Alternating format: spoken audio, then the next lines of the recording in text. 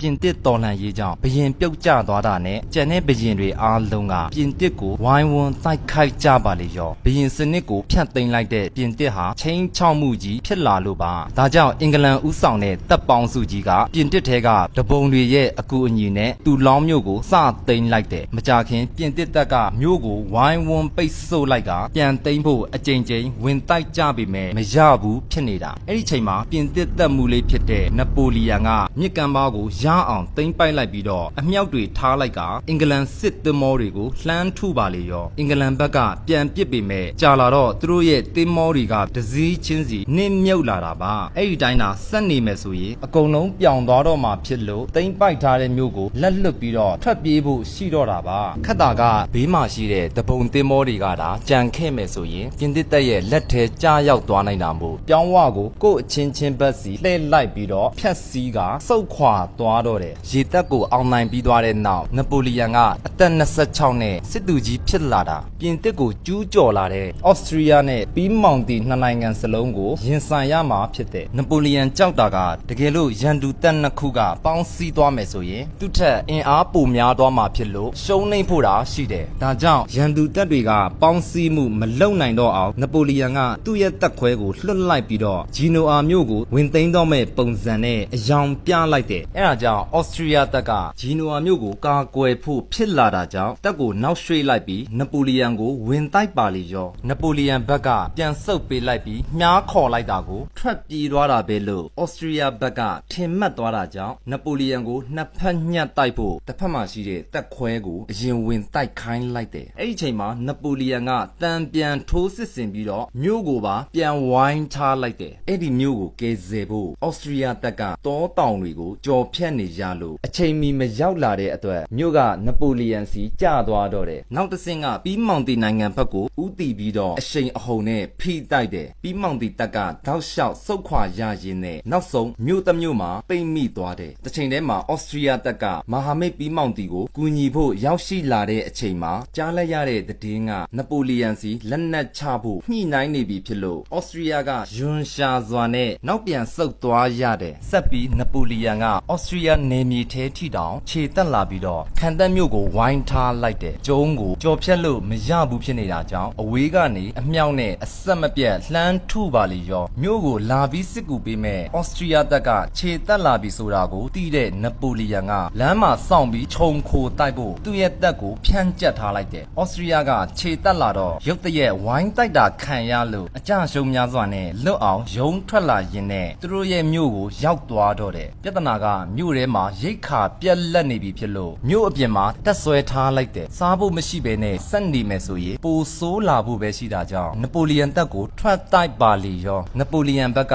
ခုခံနေရင်းနဲ့တပ်မကိုအဝေးမှာဖျောက်ထားလိုက်ပြီးတော့အချိန်ကောင်းစောင့်နေတာဩစတြီးယားဘက်ကအရန်တပ်ကိုပါလွတ်ပြီးအကုန်ဖွင့်တိုက်ပြီးဆိုတော့မှနပိုလီယန်တပ်မကလျှက်တစ်ပြက်ဝင်ရောက်လာပြီးတော့စစ်မြေပြင်မှာရုန်းကန်နေရတဲ့ဩစတြီးယားတပ်ကိုအနောက်ကနေဝင်ဖြိုတော့တယ်တဝက်တောင်မကြံတော့တဲ့ဩစတြီးယားတပ်ကပြန်ဆုတ်ကမြို့ထဲဝင်သွားပြီမဲ့လက်နက်တော့လုံးဝမချပါဘူးအကြောင်းရင်းကအင်အား4000ကျော်ရှိတဲ့ဩစတြီးယားတပ်ကြီးကမြို့ကိုကယ်ဆယ်ဖို့စစ်ကြောင်းနှစ်ခုဖြန့်ပြီးတော့လာနေပြီဖြစ်တယ်ဩစတြီးယားဒုတိယစစ်ကြောင်းကနပိုလီယန်တပ်ကိုအနောက်ကနေပိတ်ဆို့ထားမဲ့အပြင်ထောက်ပံ့ရေးလမ်းကြောင်းကိုပါဖြတ်တောက်ထားမှာဖြစ်တယ်ပြီးမှစစ်ကြောင်းနှစ်ခုစလုံးကတပြိုင်တည်းညှပ်တိုက်မှာပါအင်အားပိုနေနေတဲ့နပိုလီယန်အတွက်ရွေးစရာနှစ်ခုရှိတာကဝိုင်းထားတဲ့မြို့ကိုလက်လျှော့ပြီးတပ်တွေအားလုံးနောက်ဆုတ်ရမလားဒါမှမဟုတ်ရန်သူရဲ့စစ်ကြောင်းတစ်ခုကိုတွားတိုက်မလားအခုလိုအန်ဒီရဲ့ကြားရောက်ချိန်မှာနပိုလီယန်ကစစ်ကူပို့ပေးပါလို့သူ့ရဲ့ပြင်သစ်နိုင်ငံစီကိုအချင်းချင်းတောင်းဆိုပေမဲ့ဘယ်တော့မှမပို့လာပါဘူးဘာကြောင့်လဲဆိုတော့ပြင်သစ်ခေါင်းဆောင်တွေစိုးရိမ်တာက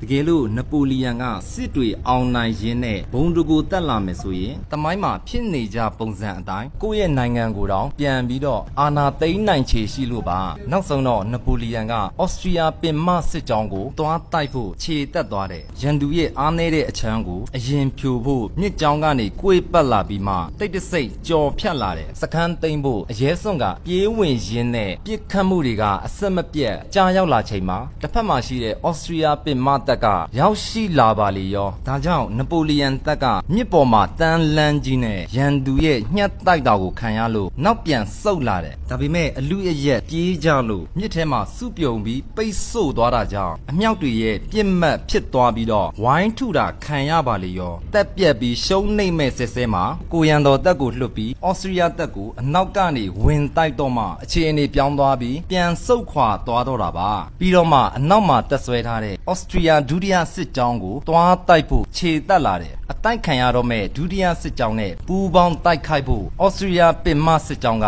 အနောက်ကနေလိုက်လာတယ်အဲ့ချိန်မှာဩစတြီးယားဒုတိယစစ်ကြောင်းတည်င်းရသွားတာကပြီးခဲ့တဲ့တိုက်ပွဲမှာဩစတြီးယားဘက်ကနောက်ပြန်ဆုတ်သွားတာကိုကြားသိလိုက်ရတော့သူတို့ရဲ့တက်ကပါရောရောင်ပြီးတော့နောက်ဆုတ်လိုက်ပြန်ရောသူတို့နဲ့ပေါင်းတိုက်ဖို့လိုက်လာတဲ့ဩစတြီးယားပင်မတက်ကအထီးကျန်သွားတာကြောင့်ပြန်လဲဆုတ်ခွာသွားတော့တဲ့တိုက်ပွဲတွေဖြစ်တိုင်းအဓိကအမျက်ရသွားတဲ့သူတွေကတော့ပြင်သစ်ကိုဥဆောင်တဲ့9ယောက်အဖွဲ့နဲ့အမှတ်900တွေဖြစ်တယ်သူတို့ကရောမခစ်ကအမှတ်တွေလိုမျိုးခန့်ညားထဲဝါစွာနဲ့ဝစ်စင်ထားတာသူတို့အတွက်နပိုလီယန်ကစူးညောင်းတစ်ခုလိုဖြစ်လာတာဒါကြောင့်ပဲနပိုလီယန်ကိုထောင်ချောက်ဆင်လိုက်ပြီးတော့တဒက်လုံးပြုတ်ပြုံအောင်လှုပ်ပစ်လိုက်တာကြောင့်နပိုလီယန်ကပြန်ပြီးဘယ်လိုလက်စားချိမလဲဆိုတာကိုနောက်အပိုင်းမှာဆက်ပြောပြပါမယ်နပိုလီယန်ကိုစစ်ရှုံးပြီးခြေမုံခံရအောင်လွှတ်တော်အမတ်တွေကဘယ်လိုကြံစီတယ်လဲဆိုရင်အာဖရိကတိုက်ကိုတွားရောက်သိမ်းပိုက်ဖို့နပိုလီယန်ကိုအမိန့်ပေးလိုက်တယ်။ဒါကြောင့်ရေတပ်နဲ့အီဂျစ်နိုင်ငံစီကိုရောက်ရှိလာပြီးကိုင်ရိုမြို့ကိုသိမ်းဖို့တဲကန်နာရကြီးထဲမှာခြေတက်လာတယ်။အဲ့ဒီမှာအာရက်မြင်းတပ်ကြီးကအပြင်းအထန်မောင်းနှင်ရောက်ရှိလာပြီးသူတို့ကိုစနစ်တကျပတ်လေဝိုင်းထားလိုက်တယ်။ပြီးတော့မြင်းပေါ်ကနေတောက်လျှောက်လှမ်းပစ်ကြပါလေရောနပိုလီယန်ကလည်းစောက်ဝိုင်းပုံစံစုဖွဲ့လိုက်ပြီးခံစစ်အနေအထားနဲ့လက်ရှိနေရာကနေလုံးဝမရွှေ့ဘဲနဲ့တတ်နိုင်သလောက်ပြန်ပစ်ဖို့အမိန့်ပေးလိုက်တယ်။ဒါကြောင့်တစ်ဖက်ရန်သူရဲ့စိတ်ကြိုက်ဝိုင်းပစ်တာကိုပေပြီးခံနေရတဲ့အခြေအနေကိုရောက်သွားတော့တယ်။အဲ့ဒီလိုမခုခံဘဲနဲ့ထွက်တိုက်မယ်ဆိုရင်ရန်သူဘက်ကလုံးဝအကန့်မခံဘဲနောက်ဆုတ်ပြီးတော့မြင်းပေါ်ကနေဆက်လက်ပစ်ခတ်နေအောင်မှာလိုက်တဲ့လူတွေကကြာလာတော့ဂန္ဓာရထဲမှာမောပန်းလာပြီးတော့ပြန်ဆုတ်ခွာမယ်ဆိုရင်ရန်သူဘက်ကအနောက်ကနေပြန်လိုက်လာတော့မှာအဲ့ဒီနီးနဲ့တမိုင်းမှာကျူးကျော်လာတဲ့ဥရောပတပ်တွေအားလုံးကိုခြေမုံခဲ့တာဒါပေမဲ့နပိုလီယန်တပ်ကတော့လက်နက်နဲ့ပြစ်အားပိုကောင်းတာကြောင့်ကြာလာတော့မြင်းတပ်ကအကြအရှုံးပိုများလာလို့ပြန်ဆုတ်ခွာသွားတော့တယ်အဲ့ဒီတိုက်ပွဲပြီးသွားတော့ကိုင်ရိုမြို့ကိုသိမ်းပိုက်နိုင်ခဲ့ပေမဲ့ပြဿနာအစကအင်္ဂလန်ရေတပ်ကမထင်မှတ်ထားတဲ့အချိန်မှာရောက်ချလာပြီးကမ်းမှာစိုက်ကတ်ထားတဲ့သူ့ရဲ့စစ်သင်္ဘောတွေကိုပေါ်တင်ကြီးတည်ပစ်သွားတဲ့ရေတပ်ကဖျက်ဆီးခံရလို့ထောက်ပံ့ရေးလမ်းကြောင်းဖျက်တောက်ခံရတဲ့အပြင်နပိုလီယန်ကပြင်သစ်ကိုပြန်လို့မရတော့တာကြောင့်သူ့ကိုချောင်းနေကြတဲ့ရန်သူတွေအားလုံးကထကြွလာကြတယ်။ဥရောပမှာတော့အင်္ဂလန်၊ဩစတြီးယားနဲ့ရုရှားနိုင်ငံတို့ကမဟာမိတ်ဖွဲ့လိုက်ပြီးနပိုလီယန်တိုက်ခိုက်သိမ်းပိုက်ထားတဲ့မြို့တွေအားလုံးကိုသူတို့ကပြန်လည်သိမ်းယူလိုက်တဲ့အပြင်ပြင်သစ်ကိုတောင်ဝိုင်းဝန်းတိုက်ခိုက်ဖို့ခြေတက်လာကြပါပြီ။တစ်ချိန်တည်းမှာအာရပ်နိုင်ငံတွေကလည်းဘာသာရေးအတွင်နဲ့ပေါင်းစည်းလိုက်ပြီးတော့နပိုလီယန်ကိုဝိုင်းတိုက်ကြပါလေရောတိုက်ပွဲတွေဇက်တိုက်ဖြစ်နေရင်အင်အားလျော့နေလာလို့စက်နေရင်ပိုဆိုးလာဖို့ပဲရှိတာဒါကြောင့်ပြင်သစ်ကိုကိုယ်ပတ်ပြီးတော့ခြေလင်ပြန်ဖို့ပဲရှိတော့တာကျဲပြတ်တဲ့ဂန္ဓာရကြီးထဲမှာအစာရေစာပြက်လက်သွားလို့အနီးဆုံးမှာရှိတဲ့မြို့ကိုမဖြစ်မနေသိမ်းပိုက်ရမယ့်အခြေအနေပါမြို့ကိုအရသိမ်းဖို့ဝိုင်းဝန်းပိတ်ဆို့လိုက်ပေမဲ့ကန်ဆိုးချင်တော့အင်္ဂလန်ရေတပ်ကကြိုရောက်နေတယ်ပြီးတော့စစ်ကူတွေရောက်နေတဲ့အပြင်အမြောက်တွေနဲ့ပါခုခံဖို့အတင်းဖြစ်နေကြတာနပိုလီယန်တပ်ကရှေ့တက်ပြီးတော့ထိုးစစ်ဆင်ကြတဲ့အခါတစ်ဖက်ကရေတပ်နဲ့ပါအမြောက်နဲ့ပစ်ကူပေးနေတာမို့ဘယ်လို့မှဝင်သိမ်းလို့မရပဲဖြစ်နေတာအဆိုးဆုံးကအော်တိုမန်တပ်ကြီးကခြေတက်လာနေပြီဖြစ်ပြီးနပိုလီယန်တပ်ကိုအနောက်ကနေဝင်တိုက်တော့မှအဲ့ဒီတိုင်းကဆက်နေမယ်ဆိုရင်ရန်သူတွေရဲ့ကြားမှာပြန်အဝိုင်းခံရမှာဖြစ်လို့ပြေးပေါက်မရှိတော့ပဲခြေမုံခံရမှာဒါကြောင့်မို့နပိုလီယန်ကရဲစွန့်ကသူ့ရဲ့တပ်ခွဲကိုလွတ်ပြီးရန်သူကိုညမှောင်တဲ့အချိန်မှာအလင့်ဝင်တိုက်ခိုင်းလိုက်တယ်ဖြစ်ချင်တော့အချိန်တွက်ချက်တာလွဲချော်သွားလို့မိုးလင်းလာတော့မှရောက်ရှိသွားတာကြောင့်ရန်သူရဲ့ရှေ့မောက်မှာပေါ်တင်ကြီးဖြစ်သွားတော့တယ်ချစ်ချ ချင်းပဲအော်တိုမန်မြင်းတက်ကြီးကသူတို့ကိုဝိုင်းထားလိုက်ကဇိမ်ပြေတပြေလှမ်းပစ်ကြပါလေရောရန်သူရဲ့ပစ်ကွင်းထဲမှာအကြအရှုံးများစွာနဲ့ရှုံးနှိမ်ခံဒီမှာနပိုလီယန်ကရောက်ရှိလာပြီးတော့ဝင်ကယ်လိုက်တာကြောင့်အော်တိုမန်တပ်ကပြန်ဆုတ်သွားတာပါဒါပေမဲ့အော်တိုမန်တပ်ကပြန်လဲစုစည်းလိုက်ပြီးတော့ရှေ့ကိုခြေတက်လာတယ်နပိုလီယန်ကဆက်နေဖို့မဖြစ်နိုင်တော့တာကြောင့်ကိုင်ရိုမြို့စီကိုနောက်ပြန်လှည့်ပြီးတော့စုတ်ခွာလာတော့တယ်နပိုလီယန်ကမြို့ထဲကိုဝင်လာတဲ့အခါမှာစစ်နိုင်ပြီးပြန်လာတဲ့ပုံစံနဲ့ဝင်ရောက်လာတဲ့အပြင်သူကိုယ်တိုင်ကြိုပြီးစီစဉ်ထားတဲ့ပွဲလန်းတပင်ကြီးကသူ့ကိုကြိုဆိုနေတာအဲ့ဒီနီးနဲ့မြို့ကိုခဏငြိမ်အောင်ထိန်းလိုက်ပြီးတော့သူကိုယ်တိုင်ကတက်ကိုထားခဲ့ပြီးကိုလွတ်ယုံထွက်ပြေးဖို့ပြင်ဆင်တော့တယ်သူ့ရဲ့တပည့်ရင်အချိုးနဲ့တင်မောစီးပြီးတော့ရန်သူမသိအောင်လမ်းမှာပုံးရှောင်ရင်းနဲ့ပြင်တစ်ကိုရောက်သွားတော့တယ်ပြင်တစ်မှာတက်ပြေးမှုနဲ့စစ်ခုံရုံးတင်ဖို့သူ့ကိုလာဖမ်းကြတဲ့အခါသူကစာတစ်စောင်ကိုအရင်ထုတ်ပြလိုက်တယ်စာထဲမှာနပိုလီယန်ကိုပြန်လာဖို့လွှတ်တော်ကစင့်ခေါ်ခဲ့တာပါအာဖရိကမှာကြံခဲ့တဲ့သူ့ရဲ့တက်ကခြေမုံတာခံရလို့အနှဲငယ်တာစစ်တုံးပန်းအဖြစ်ကြံရစ်ခဲ့တာပါအခုလိုတက်တစ်ခုလုံးပြုတ်သွားအောင်ကြံစီခဲ့တဲ့လွှတ်တော်အမတ်တွေကိုနပိုလီယန်ကလက်စားချေဖို့ထိတ်တိုက်ရင်ဆိုင်ပြီးတော့တဆင့်ချင်းဘယ်လိုအာဏာသိမ်းမလဲဆိုတာကိုနောက်အပိုင်းမှာဆက်ပါမယ်နပိုလီယန်ကအာဏာသိမ်းဖို့လွှတ်တော်ခေါင်းဆောင်2ယောက်နဲ့ပူးပေါင်းပြီး2ရက်အတွင်းအာဏာအပြတ်သိမ်းဖို့စီစဉ်တယ်။အရင်ဆုံးရဲချုပ်ကိုစီးယုံနိုင်ခဲ့လို့အာဏာသိမ်းတဲ့နေ့မှာသူ့ရဲ့မျိုးဆောင်တပ်တွေကိုတပ်ဖြောက်ပေးထားပြီးမတိသလိုနေပေးမယ်တဲ့။ဒါပေမဲ့ရဲချုပ်ကအာဏာသိမ်းတာကြရှုံးခဲ့ရင်သူ့စီအမှုမပတ်လာအောင်တစ်ဖက်မှာနပိုလီယန်ကိုဖမ်းဖို့စာကိုကြိုထုတ်ထားလိုက်တယ်။အာဏာသိမ်းတဲ့နေ့မနက်4နာရီမှာနပိုလီယန်အိမ်မှာလူစုကြတယ်။ဒါပေမဲ့တချို့လူကြီးတွေကမရောက်လာတဲ့အတွက်တစ္ဆာဖောက်သွားတာလားဒါမှမဟုတ်လက်တွေ့မှာသွေးကြောင်သွားတာလားဆိုပြီးအားလုံးကစိုးရိမ်လာကြတယ်အဲ့ဒီချိန်မှာနပိုလီယန်ကရှေ့ဆက်ဖို့ဆုံးဖြတ်လိုက်တယ်မနက်9နာရီမှာတပ်ကိုမြို့မှာအရင်ဖြန့်ကျက်ထားလိုက်ပြီးတော့တိုင်းပြည်ကိုအုပ်ချုပ်တဲ့ခေါင်းဆောင်9ယောက်တီရှိရာရုံးချုပ်ကိုစဝိုင်းလိုက်တယ်နပိုလီယန်နဲ့စီစဉ်ထားတဲ့အတိုင်းအဲ့ဒီထဲကခေါင်းဆောင်2ယောက်ကယာထူးကနေအရင်နှုတ်ထွက်ပြလိုက်တယ်ပြီးတော့ကျန်တဲ့3ယောက်ကိုလည်းသူ့လိုလိုက်နှုတ်ထွက်ဖို့အတင်းအကျပ်လက်မှတ်ထိုးခိုင်းတယ်အဲ့ဒီမှာတယောက်ကဘာမှပြန်မပြောဘဲနဲ့လှည့်ထွက်သွားပြီးအခန်းထဲကိုဝင်သွားတယ်ပြီးတော့ရေစလုံးထဲမှာအေးအေးဆေးဆေးနဲ့ရေစိမ်နေပါရောတဘောကတော့သူ့စီကိုလာပြီးအပေးအယူလုပ်ဖို့ကမ်းလှမ်းနေတာပါအကြောင်းသိတယောက်ကသူ့စီကိုသွားပြီးအယောင်းအဝယ်စတင်တော့ငွေကြေးတစ်ခုနဲ့တဲ့သွားပြီးသူ့ရဲ့လက်ရှိပိုင်ဆိုင်မှုတွေကိုမထိဘူးဆိုတော့မှလက်မှတ်ထိုးပေးကတိတ်တဆိတ်ထွက်သွားတော့တယ်ကြံတဲ့2ယောက်ကတော့အပြင်းထန်ကန့်ကွက်နေတာကြောင့်နောက်ဆုံးမှထိမ့်သိမ်းခံလဲရတယ်ပထမနေ့မှာတင်ပြိုင်ဘက်နဲ့စန့်ကျင်သူအားလုံးကိုဓာတ်ဆက်စီပို့လိုက်တော့တာဒုတိယနေ့မနက်4နာရီမှာနပိုလီယန်ကလွှတ်တော်ကိုထိန်းချုပ်ဖို့တပ်နဲ့ဝိုင်းထားလိုက်တယ်နေ့လယ်တနာရီမှာလွှတ်တော်စတော့နပိုလီယန်ကိုအစိုးရလို့လက်ခံမလားဒါမှမဟုတ်ရာဇဝတ်သားလို့ကြေညာမလားဆိုတာကိုမဲခွဲပြီးဆုံးဖြတ်တော့မှာဖြစ်တယ်အပြင်းထန်ညှင်းခုန်ကြရင်မဲခွဲဖို့ကြံ့ကြာနေချိန်မှာအပြင်မှာစောင့်နေတဲ့နပိုလီယန်ကစိတ်မရှိနိုင်တော့ပဲလွှတ်တော်ထဲကိုဝင်ရောက်လာပါလေရောအဲ့ချိန်မှာသူ့ကိုလှမ်းမေးလိုက်တာကဒါဆိုငါတို့ကဘာဖြစ်သွားမှလဲနပိုလီယန်ကပြန်ဖြေလိုက်တယ်မင်းတို့တွေကိုယ်တိုင်ကဖြက်စီးပစ်လိုက်ပြီလေကိုဖက်ပါအောင်မလုံနိုင်ဘူးဆိုရင်တော့မှရန်သူဖြစ်သွားအောင်တော့မပြောသင့်ပါဘူးပြီးတော့မဲစီကအဖြေထွက်လာတာကိုမစောင့်နိုင်တဲ့အပြင်သူမကျွမ်းကျင်တဲ့နိုင်ငံရေးနယ်ပယ်ထဲမှာဝင်စွာလိုက်တာကြောင့်အလုံးကအော်ဟစ်ပြီးကန့်ကွက်နေကြတဲ့အတွက်အပြင်ကိုထွက်လာတော့တယ်ဆက်ပြီးသူကအထက်လွတ်တော်စီကိုသွားပြီးတော့ဘာကြွေးကြော်လိုက်တယ်လဲဆိုရင်ငါကအောင်မြင်မှုတွေယူဆောင်လာပြီးတဲ့စစ်နက်ဖျားဆိုတာကိုမမေ့ကြနဲ့သူ့ရဲ့အာဏာရှင်ဆန်မှုကြီးကိုအားလုံးရဲ့ရှေ့မှာပြသလိုက်သလိုဖြစ်သွားတာကြောင့်ဝိုင်းဝန်းဆန့်ကျင်ကြပါလေရောနပိုလီယန်နဲ့အပြန်အလှန်ညှင်းခုန်နေကြရင်ကိုထိလက်ရောက်ဖြစ်လာကြတဲ့အတွက်ကိုရန်တော်တက်ကဝင်ရောက်လာပြီးမိုးပေါ်ထောင်ပစ်ကသူ့ကိုခေါ်ထုတ်သွားတော့တယ်လွတ်တော်ရှေ့မှာဒေါသထွက်နေတဲ့နပိုလီယန်ကတက်ကိုအမိန့်ပေးလိုက်ပြီးရှေ့ကိုခြေတက်လာတယ်အဲ့ဒီမှာအဆောင်တွေကဝင်ခွင့်မပေးတာကြောင့်ထိတ်တိုက်တွေ့ကြပါလေရောရင်ဆိုင်တိုက်ပွဲဖြစ်မယ်ဆိုရင်အဆောင်တွေက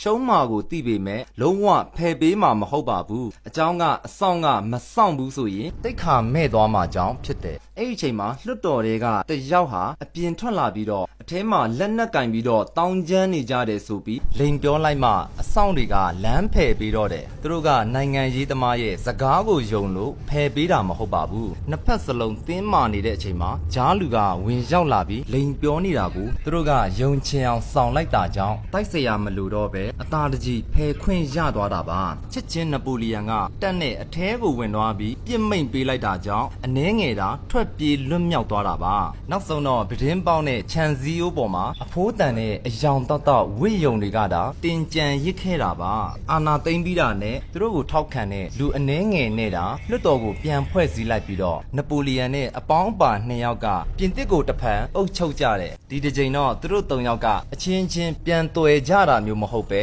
နပိုလီယန်ရဲ့အရှိန်အဝါကြောင့်ကြံတဲ့2ယောက်ကအနောက်မှာကြံခဲ့ပြီးသူ့အလိုလိုကွဲပြောက်သွားတာပါပြင်သစ်ရဲ့အာဏာရှင်ဖြစ်လာတဲ့နပိုလီယန်ကနိုင်ငံအားလုံးကိုတောင်စစ်ကြေညာတဲ့အထိအသင့်ရဲလာပြီးတော့ဘယ်လိုကျူးကျော်မလဲဆိုတာကိုနောက်အပိုင်းမှာဆက်ပါမယ်ဥရောပတိုက်တစ်ခုလုံးကိုသိမ်းပိုက်ပြီးတာတောင်မကျေနပ်နိုင်သေးတဲ့နပိုလီယန်ကရုရှားနယ်စပ်အထိသွားပြီးအားလုံးကိုရန်စပါလီရောရုရှားဘက်ကလူတွေကိုချောဆွဲလိုက်ပြီးစစ်တပ်ကြီးကိုအမြန်ဖွဲ့စည်းကပြန်တိုက်ဖို့ခြေတက်လာတဲ့အခါမှာမြစ်တစ်ဖက်ကမှတက်ဆွဲထားတဲ့နပိုလီယန်ရဲ့တပ်ခွဲတစ်ခုကိုတွေ့ရှိသွားတာကြောင့်ရုရှားတပ်ကအပြက်ချေမှုန်းဖို့ဝင်တိုက်ကြတယ်အဲ့ဒီတပ်ခွဲကနပိုလီယန်စီတည်င်းပို့လိုက်ပြီးတော့အပြင်းထန်ခုခံကြပေမဲ့ရုရှားတပ်ကတောင်ပန်နှစ်ဖက်ကိုဖြန့်ကျက်ပြီးတော့ညှပ်တိုက်ဖို့ရှေ့တက်လာတယ်။ဒါကြောင့်ပြင်သစ်တပ်ခွဲကစနစ်တကျနောက်ဆုတ်ပြီးတော့တိုက်ခိုက်တဲ့နီးကိုအသုံးပြုရင်းနဲ့မြို့ထဲကိုရောက်သွားတော့တယ်။နောက်ဆုံးတော့ရုရှားတပ်ရဲ့ဝိုင်းတိုက်တာကိုခံနေရတဲ့အပြင်အဆက်မပြတ်ပစ်ခတ်မှုတွေရဲ့ကြားမှာအကြအဆုံးများလာတော့တယ်။အဲ့ချိန်မှာမူးချုပ်သွားတာကြောင့်ရုရှားတပ်ကနောက်နေ့မှာအပြတ်ရှင်းဖို့ယာယီတရားကိုအရင်ဆောက်လုပ်လိုက်ပြီးတော့အင်အားကိုထပ်ဖြည့်ကတိုက်စစ်ဆင်ဖို့ကြိုတင်စုဖွဲ့ထားလိုက်တယ်။မိုးလင်းလာတာနဲ့ရုရှားတပ်ကထိုးစစ်ဆင်ကြတဲ့အချိန်မှာနပိုလီယန်က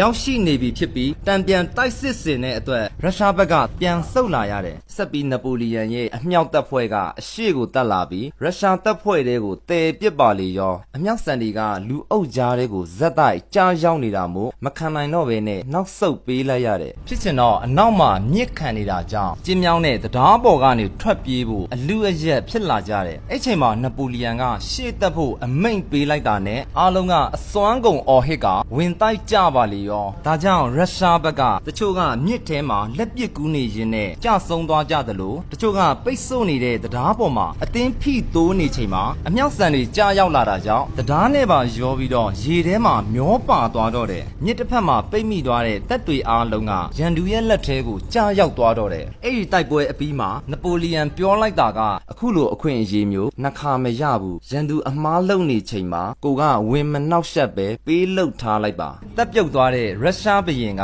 သူ့ရဲ့လက်အောက်ခံဖြစ်တဲ့ပရုရှားနိုင်ငံကိုနပိုလီယန်စီထိုးပေးလိုက်ကစစ်ပြေငိမ့်လိုက်တယ်ဆက်ပြီးနပိုလီယန်ကသူ့ရဲ့ရန်သူဖြစ်တဲ့အင်္ဂလန်ကိုဖြိုဖို့စလုပ်တယ်ဥရောပပတ်လည်မှာရှိတဲ့ကန်ယိုရန်တစ်လျှောက်လုံးကအင်္ဂလန်ကိုပိတ်ပင်တားဆီးလိုက်တယ်အင်္ဂလန်ဘက်ကလည်းဘလို့တုံ့ပြန်တယ်လဲဆိုရင်ပြင်သစ်တင်မိုးတွေမှန်သမျှကိုလိုက်လံဖျက်ဆီးနေတာပါဒါကြောင့်အင်္ဂလန်နဲ့ပြင်သစ်ကပင်လယ်ပြင်မှာထိတ်တိုက်တွေ့ကြတော့မှာကိုနောက်အပိုင်းမှာဆက်ပါမယ်အင်္ဂလန်စစ်တင်မောတွေကနပိုလီယန်ရဲ့ရေတပ်ကိုအပြတ်ရှင်းဖို့အမြန်ရှေ့တက်လာကြတယ်။နပိုလီယန်ကမတိုက်သေးပဲနဲ့အရင်ဆုတ်ခွာထားဖို့အမိန့်ပေးလိုက်ပေမဲ့ရေတပ်ဗိုလ်ချုပ်ကနပိုလီယန်ကိုအထင်သေးနေတာကြောင့်အမိန့်ကိုဂယုမစိုက်ပါဘူး။ဘာကြောင့်လဲဆိုတော့ပြီးခဲ့တဲ့အီဂျစ်စိတ်ကန်တိုက်ပွဲမှာနပိုလီယန်ကြောင့်ရေတပ်တစ်ခုလုံးကနစ်မြုပ်သွားခဲ့တာ။နပိုလီယန်ကစိတ်တူလာပြီးတော့အမိန့်ထပ်ပေးလိုက်တာကအခုချက်ချင်းအီတလီဘက်စီဆုတ်ခွာမင်းကိုလူစားထိုးဖို့အဲ့ဒီမှာစောင့်နေလို့ပြောလိုက်ပြန်လဲသူကလုံးဝဂယုမစိုက်ပါဘူးအင်္ဂလန်ရေတပ်ကတကယ်ရောက်ရှိလာတဲ့သတင်းကိုကြားတော့မှသူကအလောတကြီးနဲ့စတင်ဆုတ်ခွာပါလေရောအင်္ဂလန်ဘက်ကစောင့်ကြည့်နေပြီးတော့ပြင်သစ်စစ်သည်မောတွေကိုအရင်ပေးသွားလိုက်တာသူရဲ့စိတ်ကန်းနဲ့ဝေးကွာသွားပြီဆိုတော့မှအနောက်ကနေလိုက်တိုက်မှာဖြစ်ပြီးကျင်းမြောင်းတဲ့ရေလက်ကြားအရောက်မှာအပြတ်ချေမုံမှာဖြစ်တယ်အင်္ဂလန်စစ်သည်မောတွေကိုပြင်သစ်ဗိုလ်ချုပ်ကတွေ့မြင်သွားလို့စိုးရိမ်တကြီးစိတ်ကန်းစီကိုလှည့်ပြန်ဖို့အမိန့်ပေးလိုက်ပေမဲ့ နဲ့တင်မောကိုပြန်ကွေးတဲ့အခါမှာလေ့ကျင့်မှုနဲ့ကုတ်ကဲမှုညံ့ပြင်းတဲ့အတွက်ကိုယုတ်ကာယာဖြစ်သွားကြတယ်အင်္ဂလန်ဗိုလ်ချုပ်နယ်ဆန်ကစစ်ကြောင်းနှစ်ခုခွဲပြီးတော့ဝင်တိုက်ဖို့အမိန့်ပေးလိုက်ပြီးတာနဲ့အားလုံးကကိုယ့်အလုပ်ကိုလုပ်မယ်ဆိုရင်နိုင်မာတေချာတယ်လို့ကြွေးကြော်လိုက်တယ်ပြီးတော့ပြင်သစ်တင်မောရဲ့ဘေးမှာဝင်ကတ်လိုက်ပြီးအမြောက်ပေါင်း100ပါရှိတဲ့စစ်တင်မောကြီးနဲ့ဗျိုင်တူတဲပစ်ကြပါလေရောအမြောက်ဆန်တွေကြားရောက်လာမှုကြောင့်ပြင်သစ်တင်မောတွေကစတင်နစ်မြုပ်လာတဲ့အတွက်ဘာမှပြန်မလုံနိုင်တော့ပါဘူးဒါပေမဲ့တစ်ဖက်မှာရှိတဲ့ပြင်သစ်တပ်ကအဝေးကနေတောက်လျှောက်ပြစ်ကူပေးနေတာကြောင့်တိုက်ပွဲကပိုမိုပြင်းထန်လာတော့တယ်ပြဿနာကအင်္ဂလန်ဒုတိယစစ်ကြောင်းမှာလေကြောင်းကငြိမ်နေတဲ့အတွက်မရောက်နိုင်သေးဘဲနဲ့နောက်မှကြံရစ်ခဲ့တာပါတကယ်ရောက်ရှိလာပြန်တော့လေပြင်သစ်ရဲ့တစ်ဖက်သက်ပြစ်ခတ်မှုကိုခံရပါလေရောဒါကြောင့်နယ်ဆန်ရဲ့စစ်ကြောင်းနှစ်ခုကိုခွဲတဲ့ဗျူဟာအသစ်ကအလုံးမဖြစ်တဲ့အပြင်သူ့ထက်အင်အားပိုများတဲ့စပိန်ပြင်သစ်ပူးပေါင်းတပ်ကြီးကညာတောင်ပံမှာရှိတဲ့တပ်ခွဲနဲ့ကွေ့ပတ်လာပြီးညှပ်တိုက်ဖို့အသင့်ပြင်နေပါပြီရှုံးနေတော့မဲ့အချိန်မှာတော့နယ်ဆန်ကအကွက်အသစ်ကိုဘလို့သုံးလိုက်တယ်လဲဆိုတော့တင်မောကိုစကွေ့လိုက်ပြီးတမယိုးကျဘေးတိုက်နီးနဲ့တိုက်တော့မဲ့ဟန်ပြလိုက်တယ်ဒါကြောင့်ပြင်သစ်တင်မောတွေကလည်းဘေးတိုက်ရှင်ပြီးပြစ်ဖို့လိုက်လှဲ့လာတယ်အဲ့ချိန်မှာနယ်ဆန်ကတင်မောကိုပြန်တဲ့လိုက်ပြီးတော့အရှိတက်တဲ့ကိုအမြန်တိုးဝင်လာတယ်ဒါကြောင့်ပြင်သစ်ဘက်ကဘာလို့ရမှန်းမသိဖြစ်သွားပြီးတွေးဝေသွားချိန်မှာနယ်ဆန်ကိုယ်တိုင်ကပြင်သစ်ဗိုလ်ချုပ်ရှိတဲ့တင်မောစီကိုကတ်သွားပြီးအနီးကပ်တဲပစ်ပါလေရောအဲ့ချိန်မှာပြင်သစ်ဗိုလ်ချုပ်ကညာတောင်ပံမှာရှိတဲ့သူ့ရဲ့တပ်ခွဲကိုဝင်တိုက်ဖို့အချက်ပြလိုက်တယ်ဒါပေမဲ့အဲ့ဒီတပ်ခွဲကလုံးဝမလှုပ်သေးတဲ့အပြင်အကြောင်းမပြန်ပါဘူးနောက်ဆုံးမှတစ်ချက်လောက်လှမ်းပစ်ပြလိုက်ပြီးတော့ထွက်ပြေးသွားတော့တယ်ပြင်သစ်ဗိုလ်ချုပ်ကနစ်မြုပ်နေတဲ့တင်မောပေါ်မှာလက်နက်ချလိုက်ရတယ်နယ်ဆန်ကတော့သူ့ရဲ့ပေါ်တင်ဆန်တဲ့ဝစ်စားစင်ရည်မှုကိုအားလုံးကဝိုင်းတတိပေးခဲ့ကြပေမဲ့သူကလက်မခံလို့နောက်ဆုံးမှာကြည်ထိမှန်သွားပြီးကြဆုံးသွားရတာသူကဂုံမောက်တယ်ဆိုတာထက်စီကံကြီးတာကပိုဖြစ်နိုင်ပါတယ်အဲ့ဒီစီကံကြောင့်ပဲအင်္ဂလန်ကစစ်အမြဲနိုင်နေတာဥပမာရင်ဆိုင်တိုက်ပွဲမှာနောက်လှည့်ပြေးတာမျိုးမလုပ်ပဲစနစ်တကျစုတ်ခွာမယ်ဆိုရင်ဘယ်တော့မှမရှုံးပါဘူးဒါကြောင့်အရှုံးမရှိတဲ့အင်္ဂလန်ကနေမဝင်အင်ပါယာဖြစ်သွားရတာအဖမ်းခံခဲ့ရတဲ့ပြင်သစ်ဗိုလ်ချုပ်ကမကြာခင်ပြန်လဲလွတ်မြောက်လာပြီးတော့ပြင်သစ်ကိုပြန်ရောက်လာတဲ့အခါမှာ9ရက်တောင်မခံပဲဘာကြောင့်မှမသိကြဆုံးသွားတယ်နပိုလီယန်ကသူ့ရဲ့မဟာမိတ်စပိန်ဘုရင်ကိုတောင်အလွတ်မပေးပဲဖြုတ်ချဖို့ကြံစီနေချိန်မှာအကြောင်းပြချက်ရသွားတယ်အဲ့ဒါကစပိန်မိဖုရားရဲ့တိတ်တိတ်ပုံယောက်ျားကတိုင်းပြည်ကိုအုပ်ချုပ်နေတယ်ဆိုတဲ့သတင်းထွက်လာတာနပိုလီယန်ကသူနဲ့ဘာမှမဆိုင်ပဲနဲ့အာဏာဝင်သိမ်းလိုက်တဲ့အပြင်သူ့ရဲ့ညီတယောက်ကိုခေါ်လိုက်ပြီးတော့စပိန်ဘုရင်အဖြစ်တင်မြှောက်လိုက်တာကြောင့်ပြည်သူရဲ့ပုံကံမှုကြီးနဲ့ရင်ဆိုင်ရပါလေရောအဲ့ဒါနေမကနပိုလီယန်ရဲ့ညီတွေအားလုံးကအီတလီမှာဘုရင်ဆွီဒင်မှာလည်းဘုရင်နပိုလီယန်ရဲ့ညီမရဲ့ရောက်ကတိကဘယင်လုံနေတာဖြစ်လို့နပိုလီယန်တစ်မျိုးလုံးကဥရောပမှာဘယင်လှုပ်စားနေကြတာဘယင်အရှုပ်တော်ပုံတွေဟာနပိုလီယန်ငယ်စဉ်တုန်းကပြင်သစ်နောက်ဆုံးဘယင်မှာလည်းရှိခဲ့တာပါပြင်သစ်ဘယင်မင်္ဂလာဆောင်တော့မင်္ဂလာဥညမှာအဲ့တဲ့တွေကဘေးမှာထိုင်ကြည့်တဲ့ဒလေးကတကယ်ရှိခဲ့တာဒါပေမဲ့အဲ့တဲ့တွေရဲ့အရှိမအလုံးမဖြစ်ခဲ့ပါဘူးနောက်9နှစ်ကြာတော့မှအစဉ်ပြေသွားခဲ့ရှာတာစပိန်လူထုကိုတော်လှန်ရေးဆက်မလုပ်နိုင်တော့အောင်တရွာလုံးကိုအပြက်ရှင်းတဲ့အထိရက်ဆက်ပြပေမဲ့လုံးဝမရတဲ့အပြင်ပူဆိုးလာပြီးတော့တစ်ဖက်နဲ့တစ်ဖက်ရက်ဆက်မှုကြီးကစတင်ပါလေရောဒါကြောင့်နပိုလီယန်တပ်သားတွေအကြောက်ဆုံးအရာကအရှင်ဖမ်းခံရမှာကိုပဲစပိန်ကိုနောက်ွယ်ကကူညီပေးနေတဲ့ပေါ်တူဂီကိုအရင်တိုက်ခိုက်ဖို့နပိုလီယန်ကသူ့ရဲ့တပည့်ကိုအမိန့်ပေးလိုက်တယ်အဲ့ဒီတပည့်ကစော်တယောက်ကိုပါခေါ်သွားပြီးတော့စစ်တပ်နဲ့အတူပျော်ပွဲစားထွက်တယ်လို့မျိုးပေါ်တူဂီကိုတွားရောက်ကျူးကျော်တာဒါပေမဲ့ပေါ်တူဂီကခံတပ်ပေါင်းအခု100ကိုစောင့်လုပ်ထားတဲ့အပြင်တစ်ခုနဲ့တစ်ခုချိတ်ဆက်ကခံစစ်ကြောင်း2ခုနဲ့အသင်းဆောင်နေတာပါပြီးတော့သူတို့ရဲ့အဓိကမဟာမိတ်ဖြစ်တဲ့အင်္ဂလန်စီကစစ်ကူတွေကလည်းရောက်ရှိနေပါပြီပြင်သစ်တပ်ကပေါ်တူဂီရဲ့မြို့တော်ကိုသိမ်းပိုက်ဖို့ခံတပ်တွေကိုအရင်ကြော်ဖြတ်ရမှာဖြစ်လို့ခံတပ်တွေတစ်ခုပြီးတစ်ခုဖြိုပြီးတော့ခြေတက်လာကြတာအဲ့လိုတက်သိမ်းရင်ကြာလာတော့အကြအဆုံးများလာတဲ့အတွက်အရှိကိုစက်မတက်နိုင်တော့ပါဘူးပြီးတော့အနောက်မှာရှိတဲ့ရိတ်ခါပိုးတဲ့လမ်းကြောင်းကတပုံတွေရဲ့ဖြတ်တိုက်တာကိုခံနေရတာကြောင့်ရိတ်ခါပြက်လက်လာပြီးစက်နေဖို့မဖြစ်နိုင် နိုင်တော့ပဲပြင်သစ်ဘက်ကရှေ့ဆက်ရမလားနောက်ဆုတ်ရမလားဆိုတာကိုဆုံးဖြတ်ရမှာဖြစ်တယ်နပိုလီယံကသူ့ရဲ့တပည့်ဖြစ်သူကိုအာကိုတကြီးနဲ့ရှေ့ဆက်တက်နိုင်အောင်တစ်ဖက်မှာရန်သူကိုအာယုံလွှဲတဲ့အနေနဲ့သူ့ရဲ့တပ်တွေကိုနေရာအနှံ့မှာထိုးစစ်ဆင်ခိုင်းလိုက်တာဒါကြောင့်စပိန်မှာတိုက်ပွဲကပြင်းထန်လာပြီးတော့နှစ်ဖက်စလုံးအကျဆုံးများလာတော့တယ်နောက်ဆုံးမှာနပိုလီယံရဲ့တပည့်ကပြန်လဲဆုတ်ခွာလာရပြီးတော့လမ်းမှာလက်အောက်ငယ်သားတွေနဲ့ပြဿနာစတက်ကြပါလေရောအခုလိုရှုံးနေပြီးတော့လှည့်ပြန်လာရတာကိုသူကတပ်သားတွေကိုအပြစ်ပုံချပြီးတော့ထိုင်ဆဲနေတာကြောင့်သူ့လူတွေကမခံနိုင်တော့ဘဲနဲ့သူစော်ခေါ်လာတဲ့ကိစ္စအပြင်မာရင်းနဲ့လှုပ်ဆောင်ချက်တွေကိုဖွင့်ချပြီးပြန်ခံပြောလိုက်တာကြောင့်ထုတ်ပယ်တာခံလိုက်ရတယ်မကြပါဘူးသူကိုယ်တိုင်ကလည်းယာထူးပြုတ်သွားပါလေရောနပိုလီယံရဲ့ညီလေးစပိန်ဘရင်ကလည်းပလင်ပေါ်မှာကြာမခံပဲစပိန်ကနေထွက်ပြေးသွားရတာပါပြီးခဲ့တဲ့တိုက်ပွဲမှာရှုံးနိမ့်သွားတဲ့ရုရှားကနပိုလီယံနဲ့ပူးပေါင်းလိုက်ရတဲ့အတွက်အင်္ဂလန်ကိုကန်ယိုရန်ပိတ်ပင်မှုပြုလုပ်ခဲ့ရတာပါဒါပေမဲ့ကြာလာတော့ရုရှားစီးပွားရေးကကျဆင်းလာတဲ့အပြင်အကျွေးထူတဲ့ပြဿနာဖြစ်လာတယ်ဒါကြောင့်မခံနိုင်တော့ပဲနပိုလီယံကိုဂတိဖောက်ဖျက်လိုက်ပြီးကန်ယိုရန်ကိုပြန်ဖွင့်ကအင်္ဂလန်နဲ့ကုန်တွယ်မှုပြန်လုပ်ပါလေရောနပိုလီယံကတိသွားတော့ဝေဖန်မှုကနေတဆင့်ရုရှားဘရင်နဲ့အပြန်အလှန်စာပို့ပြီးတယောက်နဲ့တယောက်စိန်ခေါ်ကြတဲ့အထိပြင်းထန်လာတာဒါကြောင့်နပိုလီယံကပြင်သစ်မှာတင်မကဥရောပနိုင်ငံတွေမှာရှိသမျှစစ်တီတွေကိုစုဆောင်းကရုရှားကိုကျူးကျော်မှုစတင်ပါလေရောနပိုလီယံကရုရှားမှာလုံးဝမထင်မှတ်ထားတဲ့အရာနဲ့ရင်ဆိုင်ရတော့မှာကိုနောက်အပိုင်းမှာဆက်ပါမယ်နပိုလီယံကရုရှားကိုကျူးကျော်ဖို့သူသိမ်းပိုက်ထားတဲ့နိုင်ငံအားလုံးကိုစင့်ခေါ်လိုက်ပြီးဥရောပတတိုင်းလုံးပါဝင်တဲ့စစ်တပ်ကြီးကိုဖွဲ့စည်းလိုက်တဲ့ပထမစစ်ကြောင်းကိုနပိုလီယံကိုယ်တိုင်ဦးဆောင်ပြီးကျန်တဲ့စစ်ကြောင်းတစ်ခုကိုသူ့ရဲ့ညီနှစ်ယောက်ကဦးဆောင်ပေမဲ့ညီတစ်ယောက်ကတော့စစ်တစ်ခါမှမတိုက်ဖူးသေးပါဘူးဒါကြောင့်နပိုလီယံနဲ့ညီအကိုများဦးဆောင်တဲ့တပ်ကြီးက9ရက်အတွင်းရုရှားမြို့တော်အထိတပ်သိမ်းဖို့စစ်စင်ရေးစတင်တယ်နပိုလီယံပထမစစ်ကြောင်းကအရှိကိုတပ်ကရုရှားပင်မတပ်ကိုအရင်ဖြိုခွင်းပြီးတာနဲ့ရုရှားဒုတိယတပ်ရဲ့အနောက်ဘက်ကနေတွားရောက်တပ်ဆွဲကပိတ်ဆို့ထားမယ်ပြီးတော့သူ့ရဲ့ကြံတဲ့စစ်ကြောင်းနှစ်ခုကအရှိကိုတက်လာပြီးတော့နပိုလီယံတပ်နဲ့တပြိုင်တည်းညှက်တိုက်ကအပီးတိုင်ခြေမုံဖို့စီစဉ်တယ်အရင်ဆုံးနပိုလီယံတပ်ကြီးကမြစ်ကိုဖြတ်ကူးတာနဲ့တင်9ရက်အထိကြာမြင့်ခဲ့ရပြီးမှရုရှားနယ်မြေတဲကိုရောက်ရှိလာတော့တာရုရှားဘက်ကနပိုလီယံနဲ့ထိတ်တိုက်မရင်ဆိုင်သေးပဲတမိုင်းမှာဘယ်သူမှမတုံးရဲတဲ့မြေလှန်စနစ်ကိုယာနှုံးပြည့်စသုံးတာပါအဲ့ဒါကကိုယ့်ရဲ့နယ်မြေပေါ်ကိုရန်သူတွေရောက်လာတဲ့အခါ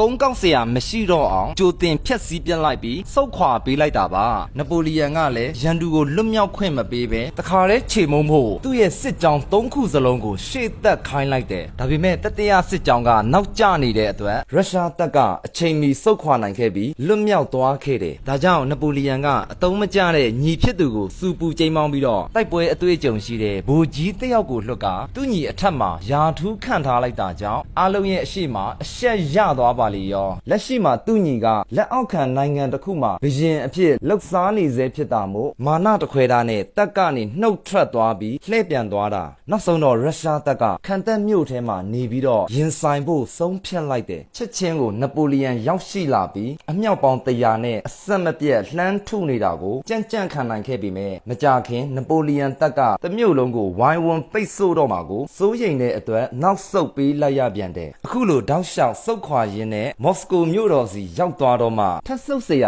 မရှိတော့တာကြောင့်ကုန်းမြင့်ပေါ်မှာကတုတ်ကျင်းတွေပြင်ဆင်ပြီးတော့အပီးတိုင်ခုခံဖို့ဆုံးဖြတ်လိုက်တယ်။စောင်းရာဒီရောက်ဖို့2လပဲအလိုမှာနပိုလီယံအတွက်ရွေးစရာရှိတာကလက်ရှိမြို့မှာဆက်နေပြီးတော့စောင်းခိုမလားဒါမှမဟုတ်အရေးစွန့်ပြီးမော်စကိုကို2လအတွင်းရအောင်သိမ်းပိုက်မလားထုံးစံအတိုင်းနပိုလီယံကရှေ့ဆက်ဖို့ဆုံးဖြတ်လိုက်တာကြောင့်စစ်မြေပြင်မှာထိတ်တိုက်တွေ့ကြပါလေရောနပိုလီယံကရုရှားတောင်ပံကိုအရင်ဖြိုဖို့စတင်ထိုးစစ်ဆင်တယ်မကြခင်ရုရှားမြင်းတပ်ကထွက်ပေါ်လာပြီးဘေးကနေဖြတ်တိုက်တဲ့အချိန်မှာနပိုလီယံမြင်းတပ်ကချစ်ချင်းရှေ့တက်လာပြီးမြင်းတပ်ချင်းထိတ်တိုက်တွေ့ကြတယ်ကတုတ်ချင်းတလျှောက်အနီးကပ်တိုက်ပွဲအပြင်းထန်ဆုံးအချိန်မှာနှစ်ဖက်စလုံးကအမြောက်တွေနဲ့လူအုပ်ထဲကိုရန်တမ်းပစ်ခတ်ကြပါလေရောအဲ့ချိန်မှာနပိုလီယံဘေးကအရန်တက်ရင်းကိုထုတ်သုံးဖို့သူ့ကိုတောင်းဆိုကြတော့နပိုလီယံပြန်ပြောလိုက်တာကငါစီမှာတက်ရင်ပေါင်း800တောင်ရှိနေတာအရန်တက်ကိုပါထုတ်သုံးလိုက်မယ်ဆိုရင်အရေးအကြောင်း ဆိုဘယ်မှာလဲငါရဲ့အဆောင်တက်ကနပိုလီယန်တက်ကရှေ့တက်လာပြီးကုန်းမြင့်ရဲ့ဘေးကနေပတ်လာပြီးတော့တက်တိုက်တော့မှရုရှားတက်ကခံတက်ကနေစွန့်ခွာသွားတော့တယ်ပြီးတော့အသင့်ပြင်ထားတဲ့ဒုတိယခံစစ်ကြောင်းမှာနေရာယူပြီးအနောက်ကနေလိုက်လာတဲ့လူတွေကိုပြန်တိုက်ထုတ်ပစ်လိုက်တာကြောင့်တစ်ဖက်ကကုန်းမြင့်ပေါ်ကိုပြန်ဆုတ်သွားတယ်ဒုတိယနေ့မှာနပိုလီယန်အမြောက်တက်ကကုန်းမြင့်ပေါ်မှာနေရာယူလိုက်ကကြံရစ်ခဲ့တဲ့ရုရှားအမြောက်တွေကိုပါပြန်သုံးပြီးရုရှားဘက်ကိုလှမ်းထုပါလေရောအဲ့ချိန်မှာရုရှားရဲ့ညာတောင်ပံမှာရှိတဲ့မြင်းတက်ကမြစ်ကိုတိတ်တဆိတ်ကြော်ဖြတ်လာပြီးတော့ရုတ်တရက်ဘေးကနေဝင်တိုက်တာနပိုလီယန်တက်ကကြဆုံးမှုတွေနဲ့တပ်ပြတ်ခံဒီမှာသူ့ရဲ့အရန်တက်ကိုလွှတ်ပြီးစစ်ကူပေးလို့တာရုရှားမြင်းတက်ကအနောက်ပြန်ဆုတ်သွားတာပါနေ့လေတနိုင်မှာနပိုလီယန်ကအလုံးစုံထိုးစစ်ဆင်မှုကြီးကိုစတင်လိုက်ပြီးရုရှားရဲ့အလဲဘဟိုခံတပ်ကိုဝိုင်းဝန်းပစ်ခတ်ကအသေးဝင်ရောက်တိုက်ခိုက်ကြတယ်ရုရှားဘက်ကဆုတ်ခွာပေးလိုက်ရပြီမဲ့အလျှော့မပေးပဲအင်အားထပ်ဖြည့်ကရှစ်တက်ပြီးတော့ချက်ချင်းပြန်သိမ်းလိုက်တာအဲ့လိုအပြန်အလှန်သိမ်းပိုက်ကြရင်မိုးချုပ်သွားလို့တာခဏနားလိုက်ရတာပါနောက်နေ့မိုးလင်းလာတော့စစ်မြေပြင်မှာရုရှားတပ်က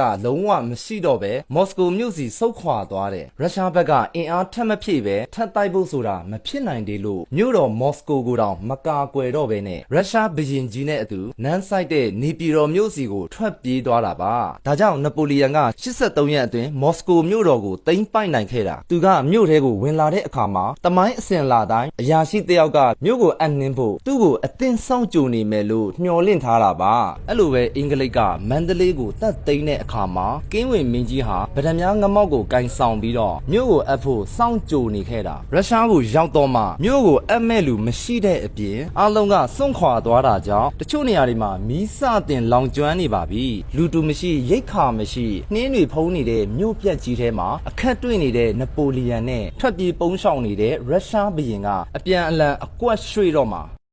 နပိုလီယန်ကရုရှားမြို့တော်ကိုသိမ်းပိုက်ပြီးနောက်ထွက်ပြေးနေတဲ့ရုရှားဘုရင်ကသူ့စီကိုလာပြီးလက်နက်ချအညံ့ခံတော့မှလို့ထင်မှတ်ကထိုင်ဆောင်နေတဲ့ပြဿနာကပြည်သူတွေအားလုံးစွန့်ခွာသွားကြပြီဖြစ်လို့ဘာရိတ်ခါမှမရှိတော့ပဲမြို့မှာဆက်နေဖို့တောင်ခက်ခဲလာတာစိတ်ပူပြီးနပိုလီယန်ကရုရှားဘုရင်စီကိုအရင်စာပို့ပြီးကမ်းလှမ်းလိုက်တာကအပြစ်အခက်ရက်စဲပေးမဲ့အပြင်သူ့ဘက်ကဘာမှမယူဘဲနဲ့ဒီအတိုင်းလှည့်ပြန်ပေးမဲ့တဲ့သူကအဖြေကိုထိုင်ဆောင်နေရင်2 လကြာသွားပြီမဲ့ရုရှားဘက်ကဘာမှအကြောင်းမပြန်လာပါဘူးဒါနဲ့ရွေးစရာမရှိတော့ပဲမော်စကိုမြို့ကိုစွန့်လွတ်ပြီးပြန်လဲဆုတ်ခွာဖို့ခြေလမ်းကိုစလိုက်တာနဲ့ရန်သူအားလုံးကိုဖိတ်ခေါ်လိုက်တယ်လို့ဖြစ်သွားပြန်ရောသူကအပြန်လမ်းမှာမြို့တစ်မြို့ကိုအရင်သိမ်းပိုက်ပြီးရိတ်ခါရယူဖို့ခြေတက်လာတဲ့အခါရုရှားတပ်ကလမ်းတစ်ဝက်မှာကြိုဆောင်ပြီးပိတ်ဆို့ထားတာကြောင့်ပြင်းထန်တဲ့ရင်ဆိုင်တိုက်ပွဲဖြစ်သွားပြီးရှေ့မတိုးနိုင်တော့ဘဲနဲ့အရင်ကသိမ်းပိုက်ထားတဲ့မြို့စီကိုဒါဆုတ်ခွာလာရတာတစ်ချိန်တည်းမှာရုရှားတပ်တွေကလည်းသူတို့ရဲ့အနောက်ကနေကန့်လိုက်လာတာပါရီခဲမအောက်ထိအေးခဲလာမှုကြောင့်ထိုင်လက်သားအိတ်နေတဲ့တချို့တွေဆိုရင်မိုးလင်းလာတော့အဲ့ဒီပုံစံအတိုင်းပဲဖြစ်နေပြီးလုံးဝကိုမလှုပ်တော့ပါဘူးပြီးတော့အရာရှိက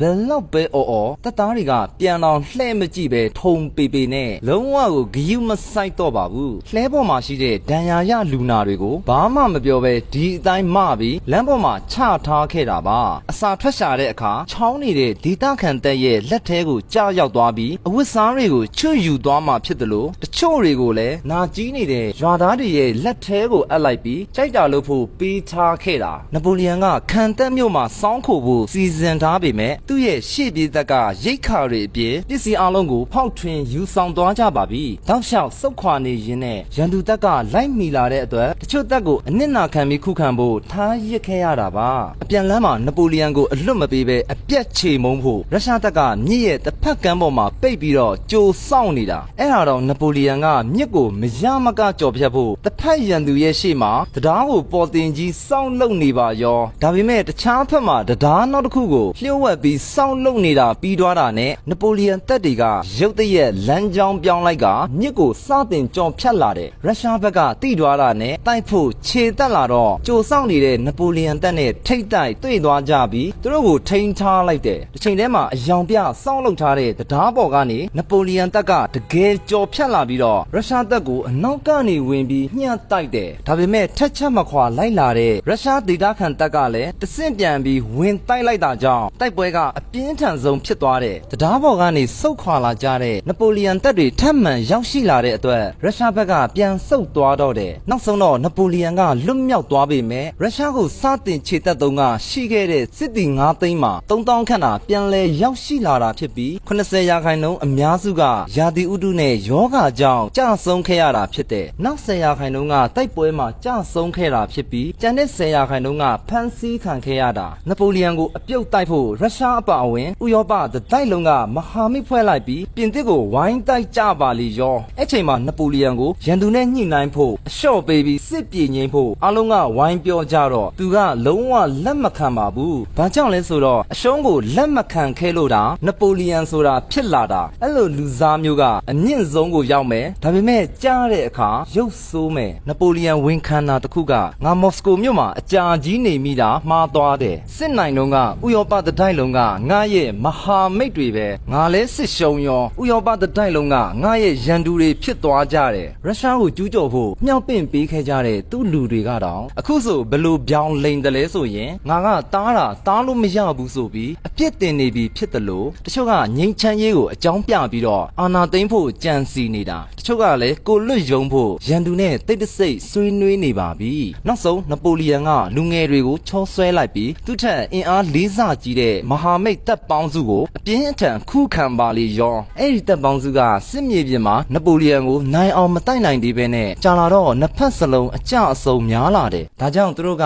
ပဲရစ်မြို့ကိုအရင်သိမ်းပိုက်ဖို့လုပ်ကရုတ်တရက်ခြေဦးလှဲ့သွားတဲ့နပိုလီယန်ကလည်းသူ့မှာရှိတဲ့အင်အား3000ကျော်နဲ့ပဲရစ်မြို့ကိုခုခံဖို့ချက်ချင်းရောက်အောင်လာခဲ့တာမကြခင်မဟာမိတ်တပ်ကြီးကရောက်ရှိလာပြီးမြို့ကိုအပြင်ကနေဝိုင်းဝန်းပိတ်ဆို့ထားလိုက်တယ်နပိုလီယန်ကလက်နက်ချဖို့ခါးသီးစွာညှင်းဆန်နေစေဖြစ်တာကြောင့်ပဲရစ်မြို့ကိုမော်စကိုမြို့လိုမျိုးဖြစ်သွားအောင်မလုပ်ပါနဲ့တော့လို့ပြောလိုက်တော့မှသူကလက်ခံသွားပြီးတော့လက်နက်ချလိုက်တာပါမဟာမိတ်တပ်ပေါင်းစုကမြို့ထဲကိုဝင်ရောက်လာကြတော့ပြည်သူတွေကဝိုင်းဝန်းကြိုဆိုနေကြတဲ့အချိန်မှာနပိုလီယန်ကတော့အီတလီကျွန်းတကျွန်းစီကိုအကျဉ်းသားအဖြစ်နဲ့ပို့ဆောင်ခြင်းခံလိုက်ရတယ်မကြပါဘူးပြင်သစ်ကိုပြန်လဲရောက်ရှိလာပြီးတော့သူ့ကိုထောက်ခံတဲ့လူတွေနဲ့ပူးပေါင်းပြီးအာဏာပြန်သိမ်းကပြင်သစ်ဧကရာဇ်ဖြစ်သွားပြန်ရောဒါကြောင့်မဟာမိတ်တပ်ကြီးကပြင်သစ်နယ်စပ်အထိရောက်ရှိလာပြီးစစ်ဗျူဟာအကြအနခင်းကျင်းကနပိုလီယန်ကိုစိန်ခေါ်လိုက်တာကြောင့်အဆုံးအဖြတ်ပေးမဲ့ဝါတာလူတိုက်ပွဲစတင်ပါလေရောဝါတာလူတိုက်ပွဲမှာနပိုလီယန်ကရန်သူတပ်နှစ်ခုကိုမပူးပေါင်းနိုင်အောင်သူတို့ရဲ့ဂျားထဲမှာရှိတဲ့မြို့ကိုဝင်ရောက်သိမ်းပိုက်ကပေါ်တင်တပ်ဆွဲထားလိုက်တာဖြစ်ချင်တော့ရန်သူတွေဂျားမှာရောက်ရှိသွားတာကြောင့်နှစ်ဖက်ညက်ပြီးဝိုင်းတိုက်တာခံရပါလေရောနပိုလီယန်ကခံစစ်ဗျူဟာနဲ့နောက်မဆုတ်တမ်းတိုက်ခိုက်နေုံတာမကညာတောင်ပံမှာရှိတဲ့ပရုရှားတပ်ကိုတော့တိုက်စစ်ဗျူဟာကိုတုံးပြီးထိုးစစ်ဆင်လိုက်တဲ့အတွက်ပရုရှားတပ်ကနောက်ဆုတ်ပေးလိုက်ရတယ်တစ်ဖက်မှာအင်္ဂလန်ဥဆောင်တဲ့9နိုင်ငံပူးပေါင်းတပ်ကအထီးကျန်သွားတာကြောင့်ဆုတ်ခွာပေးလိုက်ရပေမဲ့ဝါတာလူမျိုးမှာအရင်တက်ဆွဲလိုက်ပြီးတော့မဟာမိတ်ပရုရှားတပ်ကရောက်ရှိလာပြီဆိုတော့မှနပိုလီယန်နဲ့ထိတ်တိုက်ရင်ဆိုင်မှာဖြစ်တယ်အင်္ဂလန်ကြီးတပ်ကအရင်ဆုံးဗျူဟာကျတဲ့ကုန်းမြင့်ပေါ်မှာနေရာယူလိုက်တဲ့အပြင်သူတို့ကိုမြင်းတပ်နဲ့ခြံရံထားလိုက်တာပြီးတော့တောင်ပံနှစ်ဖက်ကိုလာရောက်ဖြိုခွင်းလို့မရအောင်ခံတပ်နှစ်ခုကိုစောင့်လုပ်ထားလိုက်တယ်ချစ်ချင်းကိုနပိုလီယန်တပ်ကစစ်မြေပြင်စီရောက်ရှိလာပြီးထိုးစစ်ဆင်မှုအရှိကိုခြေတက်လာတဲ့အခါမှာပရုရှားတပ်ကတော့အခုချိန်ထိမရောက်လာပါဘူးအကြောင်းရင်းကသူတို့ကိုနပိုလီယန်ရဲ့တပ်ခွဲကအနောက်ကနေတောက်လျှောက်လိုက်လံတိုက်ခိုက်ပြီးတော့အနှောက်အယှက်ပေးနေလို့ပါအခုလိုတကွဲတပြားဖြစ်နေချိန်မှာနပိုလီယန်ကအခွင့်ကောင်းယူပြီးအင်္ဂလန်ကိုဝင်ရောက်မတိုက်ခိုက်သေးဘဲနဲ့ဘာကိုအချိန်ဆွဲနေတယ်လဲဆိုတော့တက်တိုက်တဲ့အခါအဆင်ပြေအောင်မြေကြီးပေါ်ကမိုးရေတွေအရင်ခြောက်တွေ့သွားအောင်စောင့်ဆိုင်းနေတာပါနေ့လေရောက်သွားတာတောင်နပိုလီယန်ကအယောင်ပြစစ်စင်ရေးကိုဒါစလုပ်တဲ့အနေနဲ့အင်္ဂလန်ရဲ့တောင်ပံခံတပ်ကိုဝင်တိုက်ပြလိုက်တယ်ပြီးတော့မှအမြောက်တွေကိုစတင်အသုံးပြုကလူအုပ်ထဲကိုချိန်ရွယ်ပစ်ခတ်ပါလေရောအဲ့ချိန်မှာတိုက်ပွဲပြင်းထန်နေတဲ့တောင်ပံခံတပ်ကကြာတော့မှဖြစ်လို့အင်္ဂလန်အရန်တပ်ဖွဲ့ကတွားရောက်စစ်ကူပေးလိုက်တာဒါကြောင့်အင်္ဂလန်ဗဟိုစစ်ကြောင်းမှာအင်အားလျော့သွားတာကိုနပိုလီယန်ကရိပ်မိသွားတာနဲ့တကယ်တိုက်စစ်ဆင်မှုကြီးကိုစတင်လိုက်ပါလေရောတစ်ဖက်နဲ့တစ်ဖက်အနီးကပ်တိုက်ပွဲပြင်းထန်နေချိန်မှာအင်္ဂလန်မြင်းတပ်ကရုတ်တရက်ပေါ်ထွက်လာပြီးအလုံးအင်းနဲ့တိုးဝင်ကဖြန့်တိုက်လိုက်တာမို့နပိုလီယန်တပ်ကအကြအဆုံးများလာပြီးအနောက်ကိုပြန်ဆုတ်လာရတဲ့မြင်းတပ်ကမနာရန်အနောက်ကနေ ကနေလိုက်လံတိုက်ခိုက်ရင်းနဲ့ရန်သူဘက်စီကိုတဖြည်းဖြည်းနဲ့ကျွံဝင်လာတော့တာဒါကြောင့်နပိုလီယံမြင်းတပ်ကလည်းအမြန်အရှိကိုတက်လာပြီးဝိုင်းတိုက်လိုက်တာကြောင့်အင်္ဂလန်မြင်းတပ်ဗိုလ်ကြီးအပါအဝင်အားလုံးကြဆုံးကုန်ကြတာနပိုလီယံမြင်းတပ်ကဆက်ပြီးအင်္ဂလန်ပင်မစစ်ကြောင်းစီကိုဦးတည်လိုက်ပြီးအရှိန်အဟုန်နဲ့ဝင်ရောက်ဖြိုခွင်းဖို့တဲ့တို့ပြေးဝင်လာပါရောတစ်ဖက်မှာချိန်ရွယ်ပြီးအသင့်ဆောင်ဆိုင်နေကြတဲ့အင်္ဂလန်ကြီးတပ်ကအားလုံးတပြိုင်တည်းပြစ်ခတ်လိုက်တာကြောင့်မြင်းတပ်အချို့ဟာလမ်းတစ်ဝက်မှာတင်ကြဆုံးကုန်ကြတာဒါပေမဲ့ဇွဲမလျှော့ပဲဆက်လက်ပြေးတက်လာကြရင်အနီးကပ်ထိတ်တိုက်တွေးဆုံကြက